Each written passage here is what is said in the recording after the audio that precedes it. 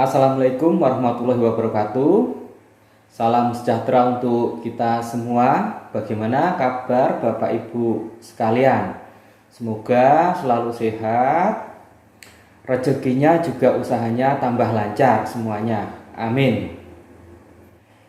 Kita bertemu lagi dalam video kali ini yang akan membahas tema tentang 5 alasan mengapa kita harus berinvestasi properti. Mari kita simak, semoga menginspirasi, juga semoga bermanfaat video ini. Video ini kami buat berdasarkan pengalaman diri kami pribadi, juga berdasarkan artikel-artikel properti yang dulu pernah saya baca-baca. Jadi apa saja alasan-alasan mengapa kita harus berinvestasi, menabung, atau membeli properti. Pertama adalah capital gain. Sering Bapak Ibu mendengar istilah ini, capital gain atau keuntungan modal. Apa sih yang disebut dengan capital gain? Jadi capital gain bisa dipahami adalah selisih antara pembelian dulu pertama Bapak Ibu membeli properti dengan harga jualnya ketika sudah dijual. Jadi selisih ini yang disebut dengan capital gain.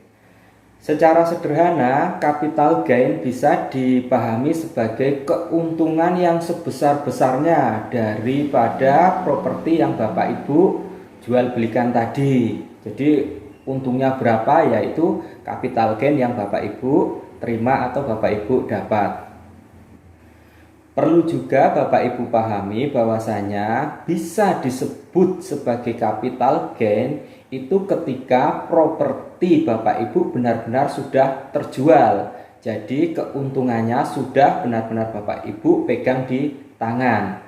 Selama keuntungan itu masih atau belum dapat dipegang di tangan, namanya bukan capital gain. Nanti ada istilah lain yang akan kita jelaskan di step berikutnya. Berdasar dari jangka waktu investasinya, capital gain bisa dibagi menjadi 2, yaitu capital gain jangka pendek dan capital gain jangka panjang. Yang disebut dengan capital gain jangka pendek adalah capital gain yang Bapak Ibu peroleh dari hasil investasi dalam jangka waktu kurang dari setahun. Sedangkan capital gain jangka panjang adalah capital gain yang Bapak Ibu peroleh dari investasi dengan jangka waktu lebih dari setahun.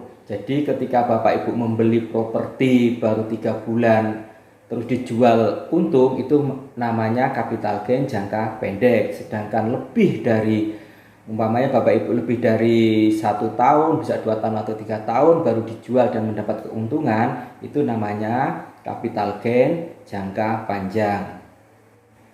Untuk lebih menyederhanakan atau memudahkan dalam memahami yang disebut capital gain, kita simulasikan sebagai berikut. Contohnya Bapak Ibu beli rumah tahun 2015 seharga 200 juta. Hari ini dijual seharga 300 juta. Maka ada selisih sebesar 100 juta. 100 juta ini yang disebut dengan capital gain, dengan catatan tadi rumahnya benar-benar sudah dijual dan nilai 100 juta yang merupakan keuntungan atau selisih dari dulu Bapak Ibu membeli properti dan sekarang menjualnya, itu benar-benar sudah Bapak Ibu pegang di tangan. Alasan kedua mengapa kita harus menabung atau berinvestasi properti adalah portofolio income. Apa yang dimaksud dengan portofolio income dalam dunia properti ini? Biasanya ketika kita membahas tentang portofolio income, mindset atau pemahaman kita akan langsung menuju kepada hal-hal yang dihasilkan dari paper aset seperti saham, obligasi, option, dan lainnya. Namun menurut hemat kami, properti pun punya portofolio income. Portofolio income dalam skala properti atau dalam dunia properti adalah keuntungan yang terus naik. Ya, jadi keuntungannya ini terus naik atau bisa kita sebut invisible income, ghost income, pendapatan hantu. Karena apa? Kita tinggal tidur saja, nilainya akan selalu naik. Dengan catatan nilai ini belum kita wujudkan atau belum kita pegang. Kalau sudah kita pegang di tangan namanya tadi di poin pertama yaitu capital gain. Jadi di sini portfolio income adalah kenaikan daripada properti kita yang belum kita realisasikan atau belum kita jual. Untuk lebih memudahkan memahaminya, kita simulasikan sebagai berikut. Contoh, Bapak Ibu tahun lalu membeli tanah seharga 100 juta. Hari ini tanahnya sudah ditawar 150 juta. Jadi ada selisih 50 juta di sini. Jadi selisih di sini yang bisa kita sebut sebagai portofolio income karena belum kita realisasikan, di mana selisih atau keuntungan ini tahun ke tahun akan bertambah. Alasan ketiga mengapa kita harus berinvestasi properti adalah passive income. Bapak Ibu pasti sudah sering sekali mendengar passive income. Passive income bisa dimaknai atau diartikan tidak usah melakukan pekerjaan yang banyak tapi penghasilannya terus dan terus. Di dunia properti ini bisa terjadi. Semisal Bapak Ibu memiliki kos-kosan, Bapak Ibu memiliki sewa kontrakan. Memang dari awalnya Bapak Ibu harus punya lahannya, membangun kos-kosannya, membangun kontrakannya. Yang ingin kami tegaskan di sini atau passive income dalam properti di sini yaitu ketika Bapak Ibu sudah menerima penghasilan yang tidak ada batasnya tadi. Jadi membangun sekali, membuat kontrakan sekali, membuat kos-kosan sekali atau membuat ruko sekali, tapi Bapak Ibu bisa menerima penghasilan yang tidak ada batasnya, tidak ada lifetime-nya selama usaha-usaha tersebut masih berjalan.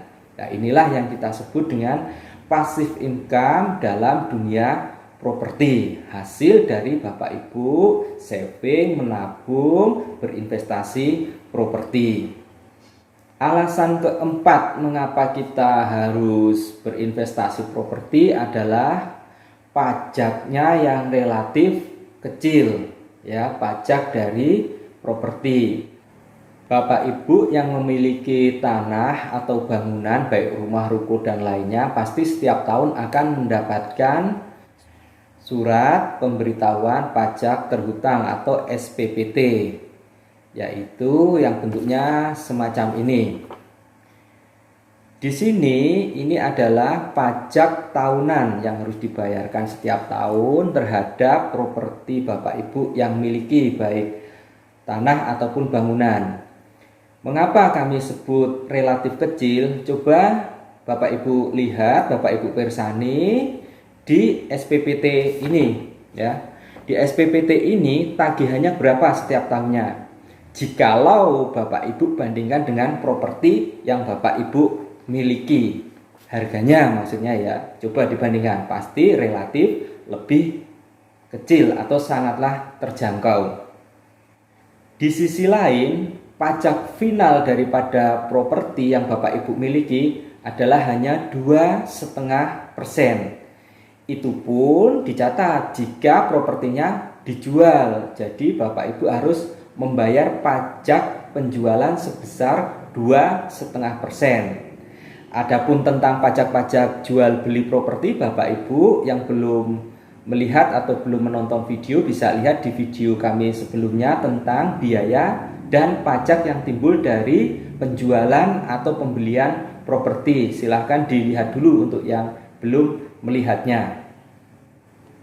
Dengan pajak final yang 2,5% ini tentunya jika dibandingkan dengan pajak-pajak yang lain menurut hemat kami lebih sedikit atau relatif lebih rendah. Coba Bapak Ibu pirsani, Bapak Ibu lihat ketika Bapak Ibu dikenakan pajak progresif penghasilan. Seperti halnya Bapak Ibu punya usaha bisa sampai 25 atau 30%. Juga jika Bapak Ibu punya deposito, coba dilihat depositonya. Final penghasilannya akan dikenakan pajak berapa? Jadi di sini menurut hemat kami berinvestasi properti itu pajaknya relatif lebih rendah. Alasan kelima mengapa kita harus berinvestasi properti adalah meningkatkan gaya hidup. Jelaslah di sini bisa kita lihat. Semisal Bapak Ibu ketika usia 35 tahun sudah punya 10 tanah, punya 3 rumah, punya 2 ruko, 1 tempat kos atau usaha kos. Pasti di sini Bapak Ibu secara status sosial di masyarakat pasti dipandang lebih berbeda. Tapi jangan sombong ketika propertinya banyak. Ingat itu. Di sini yang kita garis bawahi adalah meningkatkan gaya hidup.